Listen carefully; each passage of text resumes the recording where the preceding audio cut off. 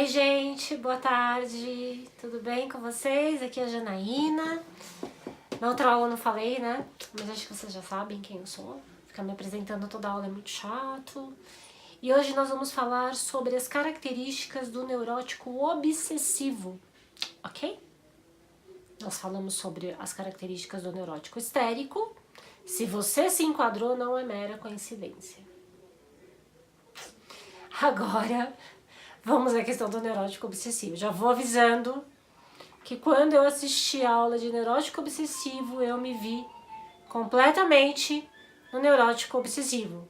Tem um telefone tocando aí, vocês estão ouvindo, mas eu não vou interromper a aula porque vocês sabem que tudo é possível acontecer quando a gente tá fazendo um videozinho, né? E telefone aqui em casa é ótimo. É muito comum, né? Até porque o que não faltam são pessoas querendo falar aqui, né? Parou, olha só. Vamos continuar? Bom, então nós falamos que as duas formas de neurose eram a primeira, histérica, e a segunda, obsessiva. Na histérica nós tínhamos três subgrupos diferentes, né? A histérica, que se referia à histeria de conversão, quer dizer, primeiro, dissociação, conversão e de angústia. Agora nós vamos falar sobre a obsessão. A obsessão não tem subtipo, né?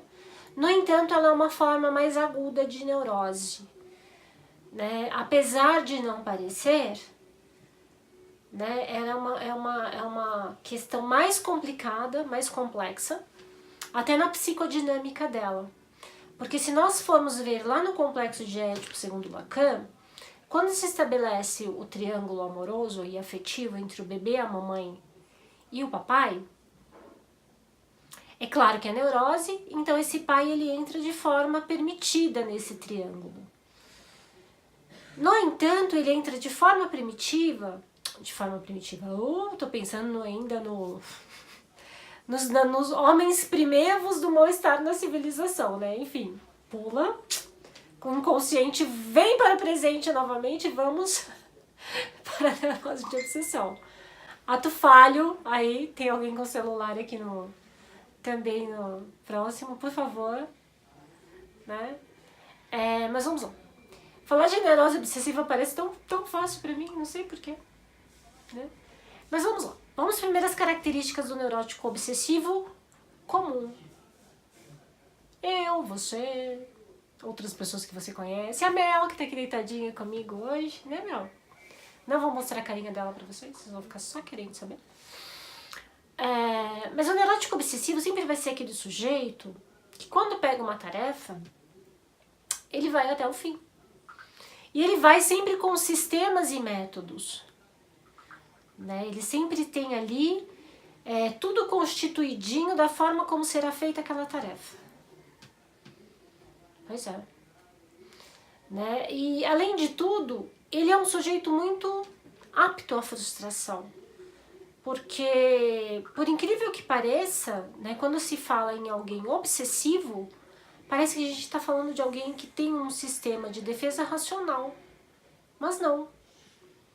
O sistema de defesa do obsessivo não é a racionalidade. É a racionalidade, sim, também, mas ele também é um grande idealizador. Porque imaginar que tudo vai sair perfeito sempre gera uma grande frustração. Ou que tudo está sob controle. Controle é a palavra básica associada à neurose obsessiva. Para você que não sabia disso, se você é controlador, você está muito próximo de um diagnóstico de neurótico obsessivo. Aquele que gosta de tudo meio que arrumadinho ou bagunçado demais. Quando chega no demais, aí realmente nós temos uma questão de patologia, psicopatologia. Mas vamos ainda sair da psicopatologia, depois nós voltamos a ela, ok? O neurótico obsessivo, voltando à questão edípica, ele vai ser o falo da mamãe. Antigamente, na época do Freud, acreditava-se que não haviam mulheres obsessivas, que o obsessivo era uma característica típica de homens, e assim como a histeria era uma questão típica de mulheres. Na nossa sociedade atual, por incrível que pareça, a sociedade adoeceu as mulheres também. E elas se tornaram obsessivas, até porque a mulher hoje vai para o mercado de trabalho e ela necessita muito mais de uma agenda organizada e disciplinada do que o homem, se nós pensarmos bem. Se nós falarmos de uma mulher que é mãe, que é dona de casa, de uma mulher que tem várias funções ali para serem cumpridas, nós estamos falando de uma mulher que precisa até um pouco dessa questão obsessiva no dia a dia dela. E se a gente for pensar que tudo é culpa da mãe, portanto o sexo do bebê aí já não tem tanta importância, porque quando a gente fala de falo, nós não estamos falando de pênis, de gênero, nós estamos falando de poder. E o bebê é o falo da mãe. Portanto, independente do bebê ter falo ou não, simbolicamente ele já é o próprio falo em si, ok?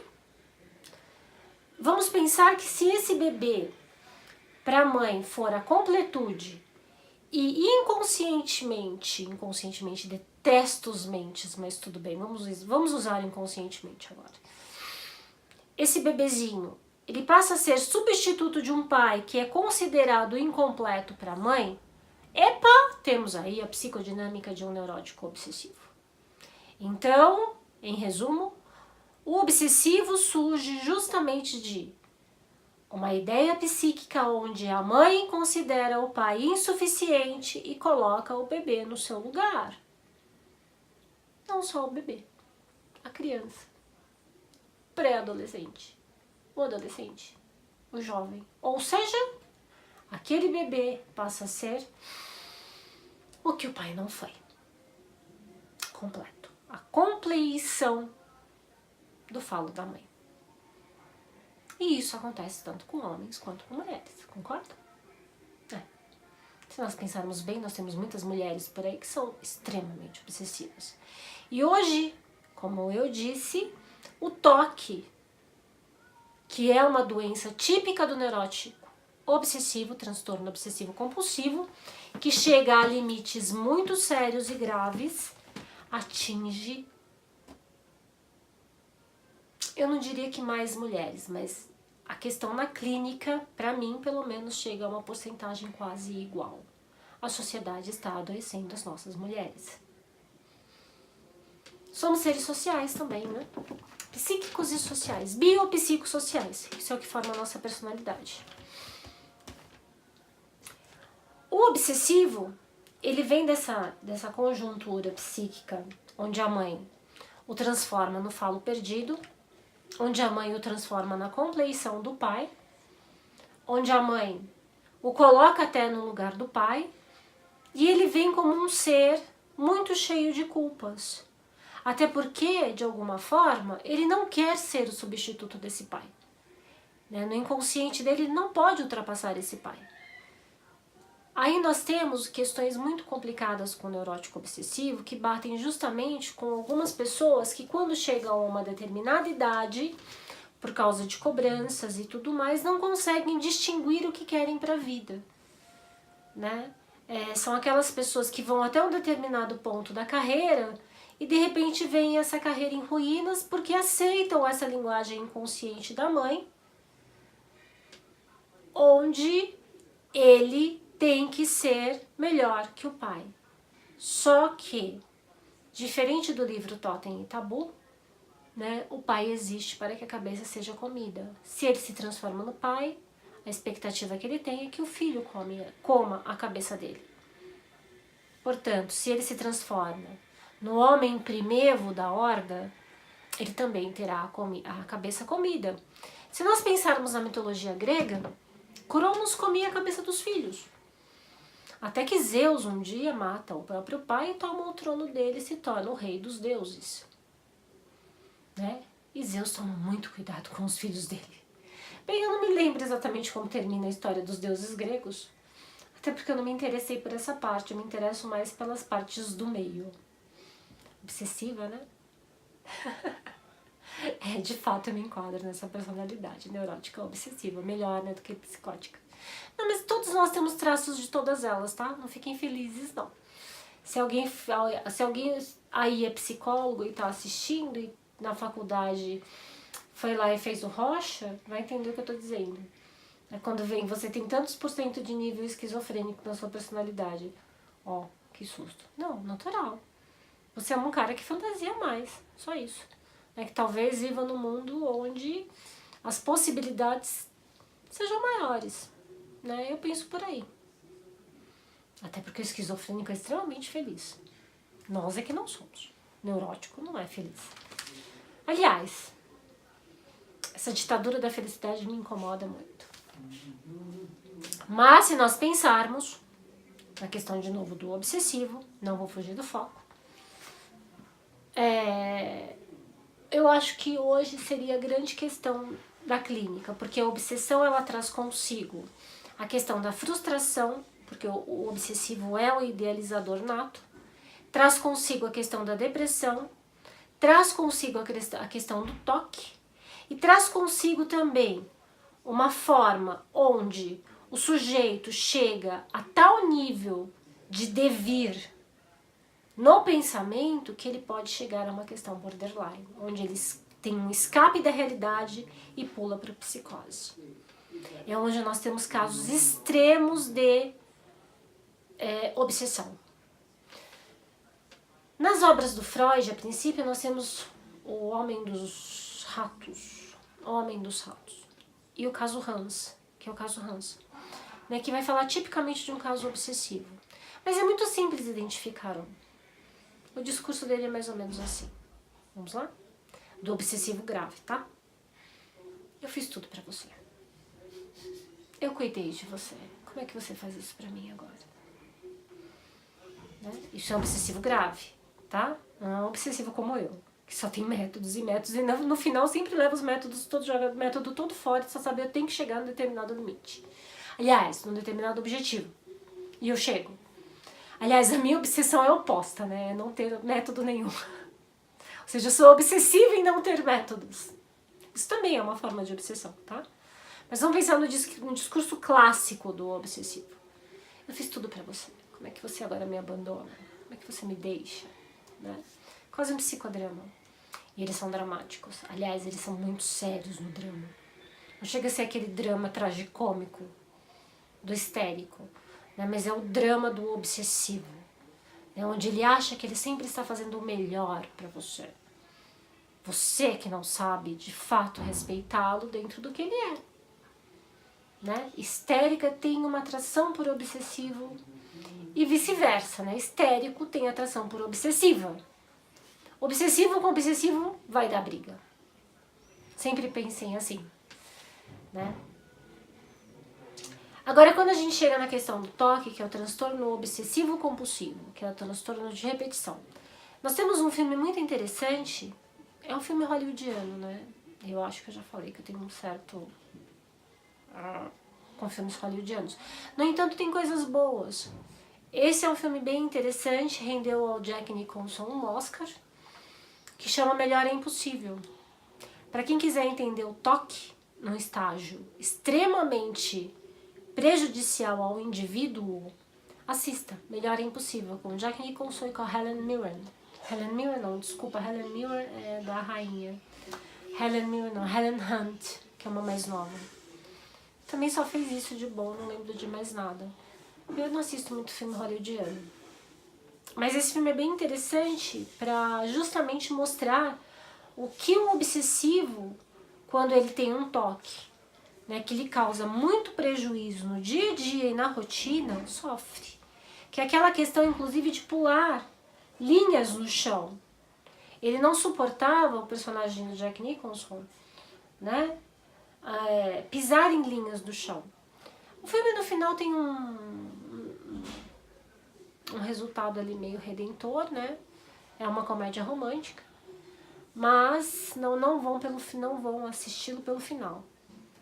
Né? Tentem focar no personagem e entender justamente a dinâmica daquele personagem, né? É um personagem homofóbico, racista, enfim. Talvez isso não tenha a ver muito com a questão obsessiva, porque ele vai mudando no decorrer do filme. É um filme não é politicamente correto, ok? Mas o personagem em si é extremamente interessante para quem quer entender como é sofrido. Ele chega a levar os garfos, o garfo e a faca, os talheres, para o restaurante embrulhados num plástico. Porque ele não suportava a ideia de ter que usar os talheres do restaurante. Isso acontece. Né? Pessoas que, por exemplo, vão lá e repetem a mesma ação compulsivamente várias vezes. Né? Lavam as mãos 5 vezes, trancam a porta, trancam e trancam e trancam e trancam e trancam e retrancam e destrancam, para ter certeza. E isso tá ligado justamente à insegurança que eles sentem internamente. Quer dizer, quanto mais eles demonstram segurança externa, mais segurança interna eles têm. Né? São pessoas que não choram muito, são pessoas que são meio desprovidas de afeto, né? Ou aparentam essa falta de afeto. São pessoas extremamente frágeis, né? Que se desmontam e se desmancham muito facilmente. Né? São pessoas que, em geral, buscam sempre consertar a conflitiva e edípica no parceiro, principalmente se for homem, vai estar sempre em busca da própria mãe, na esposa, no objeto externo de desejo. E é justamente essa mulher que vai ser aquela cobrada, né, para satisfazê-lo em todas as suas questões ali de obsessão, né? E é muito interessante ler os textos do Freud a respeito da obsessão. Né? E quando a gente caminha um pouco e entra no transtorno borderline, que é justamente esse pulo, é esse obsessivo que não suporta tanta organização externa, com tanta desorganização interna, que de repente ele dá um escape da realidade e ele pula para a não realidade. Né? E isso é grave. Borderline é grave. Vamos sair da modinha. É difícil, sim, encontrar uma personalidade tipicamente borderline. Né? Hoje a gente ouve muito diagnóstico como borderline. Na verdade, nós estamos falando de um obsessivo extremo, né? Em condições limítrofes, mas não um borderline. Né?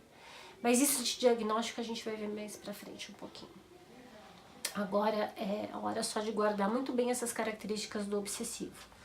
Né? A questão de ter tudo sempre muito organizado ou muito desorganizado.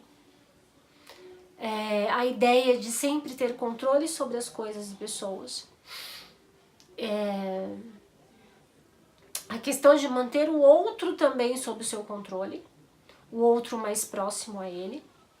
E a ideia de que ele sempre é o provedor do outro. E que o outro lhe deve algo, mas não lhe deve ao mesmo tempo. É uma condição de ser e não ser.